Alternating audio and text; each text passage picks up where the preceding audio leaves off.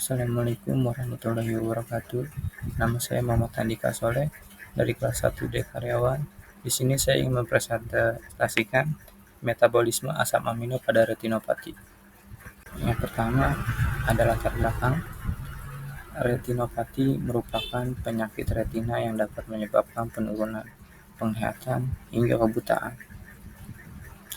Beberapa bentuk retinopati yang paling banyak diteliti adalah diabetic retinopati atau DA, age-related macular degeneration atau AMD, dan retinopathy of premature atau ROP.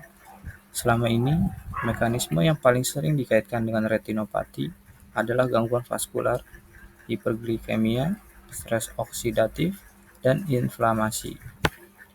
Namun, perkembangan teknologi metabolomik menunjukkan bahwa gangguan metabolisme asam amino memiliki peran penting dalam patogenesis retinopati.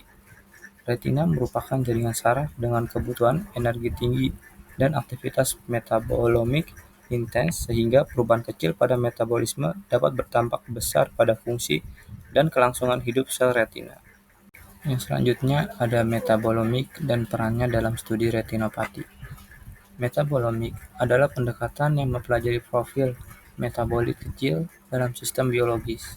Dalam penelitian retinopati, metabolomik digunakan untuk menganalisis sampel seperti plasma atau serum darah, humor vitreous atau jaringan retina, cairan subretinal.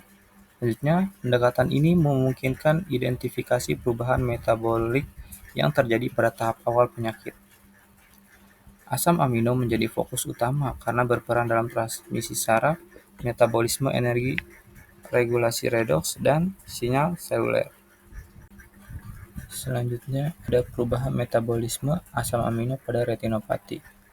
Hasil tinjauan berbagai studi menunjukkan bahwa pasien dengan retinopati memiliki profil asam amino yang berbeda dibandingkan individu sehat. Asam amino yang paling sering mengalami perubahan meliputi glutamate, glutamine, alanine, glycine, serine, branched amino atau asid atau disebut BCCA, leucine, isoleucine, and valine. Perubahan ini ditemukan baik pada penelitian klinis maupun penelitian dasar menggunakan model hewan dan kultur sel. Menunjukkan bahwa gangguan metabolisme asam amino merupakan fenomena yang konsisten pada berbagai jenis retinopati. Glutamate dan glutamine peran dalam kerusakan saraf retina. Glutamate adalah neurotransmitter eksitator utama di retina dan sangat penting untuk transmisi sinyal visual. Dalam kondisi normal, konsentrasi glutamate dikontrol secara ketat oleh sel glial retina. Pada retinopati, terjadi akumulasi glutamate ekstraseluler yang berlebihan. Kondisi ini menyebabkan aktivasi berlebihan reseptor glutamate. Peningkatan masuknya ion kalsium ke dalam sel akhirnya memicu eksitosity. Eksitosity ini berperan besar dalam kematian sel ganglion retina dan neurogenerasi. Selanjutnya, glutamine sebagai prekursor glutamate juga mengalami gangguan metabolisme. Ketidakseimbangan antara glutamate dan glutamine memperparah stres metabolik dan mempercepat kerusakan jaringan pada retina.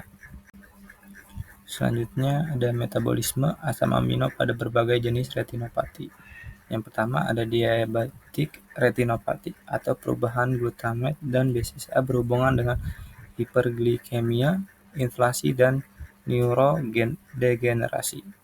Selanjutnya ada age-related macular degeneration atau gangguan metabolisme asam amino berkaitan dengan penuaan, stres oksidatif, dan kerusakan sel retina.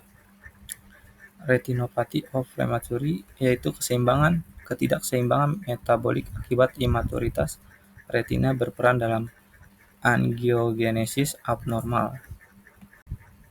Selanjutnya ada kesimpulannya, yaitu jadi dari presentasi yang saya jelaskan. Kesimpulannya yaitu metabolisme asam amino memainkan peran penting dalam patogenesis berbagai jenis retinopati. Gangguan metabolisme ini berkontribusi pada toksisitas, stres oksidatif, inflamasi, dan difungsi vaskular retina. Metabolisme asam amino merupakan bidang yang menjanjikan untuk pengembangan biomarker dan strategi terapi pada retinopati di masa depan. Sekian presentasi dari saya. Wassalamualaikum warahmatullahi wabarakatuh.